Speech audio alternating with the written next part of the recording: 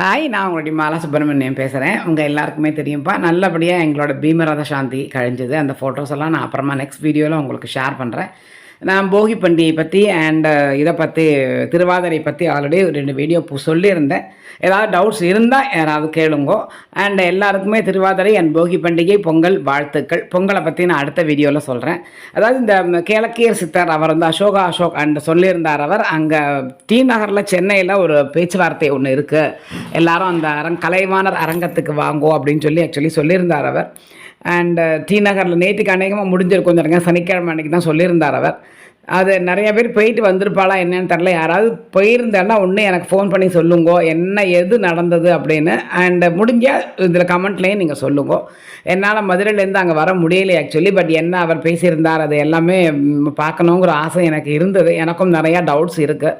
Actually அவருக்கு நிகழ்வுகள் ரொம்ப நன்னா நடந்தது. அதாவது முதல்ல அவர் வந்துட்டு ஒரு யார்கிட்டையோ சொல்லின்னு இருந்தாரா, என்னுடைய பிரச்சனைகள் தீர்ந்ததுன்னா உடனே நான் அவருக்கு கோவில் கட்டிடுவேன் அப்படின்னு சொல்லி. யாருக்கு கட்டுவேன்னு அவர் சொன்னாரா என்ன அப்படிங்கிறது தெரியலை. ஜென்ரலாக ஏதோ கோவில் கட்டுவேன் அப்படின்னு சொன்னாராம். அது ஜென்ரலாக அவர் சொன்னாரா இல்லை பிரத்யேகமாக ஏதாவது தெய்வத்தை நேர்ந்துக்கிட்டு சொன்னாரா அப்படிங்கிறது தெரியலை. அதுக்கப்புறமா தான் அன்னைக்கு ராத்திரி தான் நீ எனக்கு கோவில் கட்டுவியா அப்படின்னு சொல்லி சொப்பனத்தில் வந்து கேட்டார் அப்படிங்கிற மாதிரி அவர் சொன்னார் அவர்.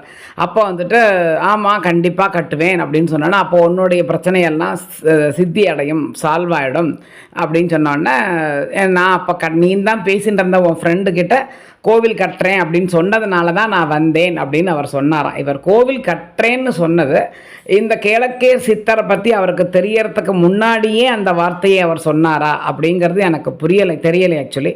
அப்புறமா தான் நீங்கள் யாருங்கன்னு கேட்டவுடனே தான் அவர் வந்துட்டு நான் கேளக்கேர் அப்படின்னு அவர் சொன்னார். பட் அந்த கோவில் இதெல்லாம் நடந்துக்கின்றதுக்கு ரொம்ப சந்தோஷமாக இருக்குது. பிரசாதம் கொடுக்குற இடம் அந்த மாதிரி எல்லாமே ஆக்சுவலாக ஃபோட்டோவில் அவர் போட்டிருந்தார். அதெல்லாம் ரொம்ப நல்லா இருக்குது பார்க்குறதுக்கு. ரொம்ப சந்தோஷம். ஒரு கோவில் கட்டுறது அப்படிங்கிறது சாமானியப்பட்ட விஷயமே கிடையாது. அது தெய்வத்துடைய அருள் இருந்தால் மட்டும்தான் முடியும்.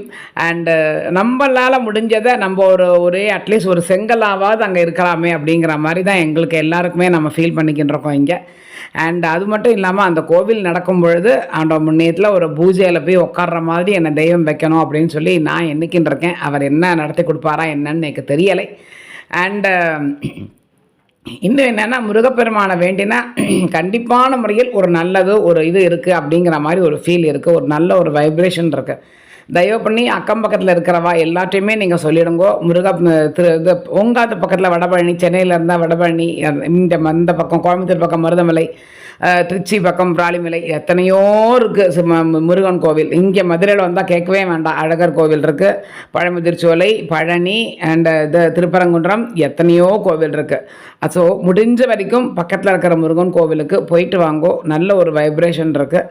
அண்ட் சஷ்டி விரதம் இருக்கிறதுக்கு நீங்கள் ட்ரை பண்ணுங்கோ. அதே மாதிரி முருகனுடைய இது இருந்தால் அவரும் வருவார், கிழக்கீர் வருவார் அப்படிங்கிற ஒரு இதுவும் கண்டிப்பான முறையில் இருக்குது. அண்டு எல்லோரும் நல்லா வேண்டிக்கோங்கோ. மனசார நிறுத்தவே வேண்டாம். நிறைய பேர் திரும்பியும் கேட்டுக்கிட்டுருக்கா, அந்த இது இப்போ நைட்டி போட்டு பண்ணலாமா மாமி, கஷ்டமாக இருக்குது, என்னால் முடியலை அப்படின்னு சொல்லி.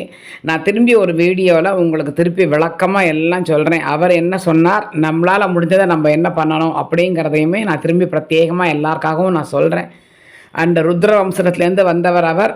அவருடைய இஷ்ட தெய்வம் முருகன் அப்படிங்கிறது உண்மை. அது நன்னா தெரியறது.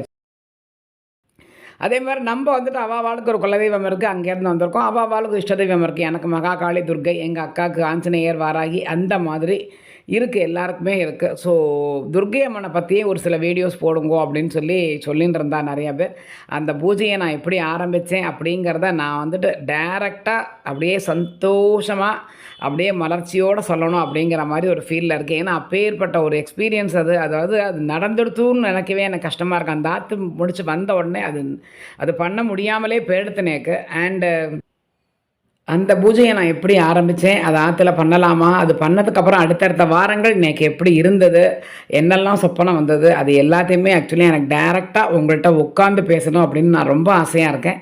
ஸோ அதனால் அடுத்த வீடியோவில் நான் கண்டிப்பாக இதை உங்களுக்கு சொல்கிறேன். இன்னும் நிறைய எதிர்பார்ப்புகள் இருக்குது எனக்கு. பட் அந்த சொந்த ஆற்றை விட்டு வந்த உடனேயே கரெக்டாக அந்த பூஜையை எடுத்து அது பண்ண முடியலை என்னால். திருப்பி என்னால் எப்போ பண்ண முடியுமா என்ன அப்படிங்கிறது தெரியலை. என்ன ஆரம்பித்து இப்போ இன்னொரு ஆற்றுக்கு இந்த வாடகை ஆற்றுக்கு வந்துட்டு என்னால் அதை ஸ்டார்ட் பண்ணவே முடியலை. ஒரே ஒரு வாட்டி தான் பண்ணினேன். அதுக்கப்புறம் கொரோனா வந்துடுத்து. அதுக்கப்புறம் இன்னி வரைக்கும் அந்த பூஜை பண்ண முடியலை என்னால்.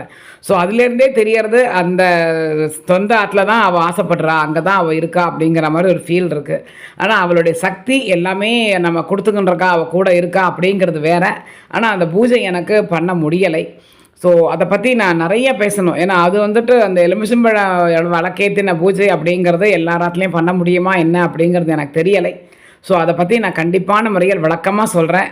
எல்லாரும் அதை பொறுமையாக கேளுங்கோ, எல்லாரும் நன்னா இருங்கோ.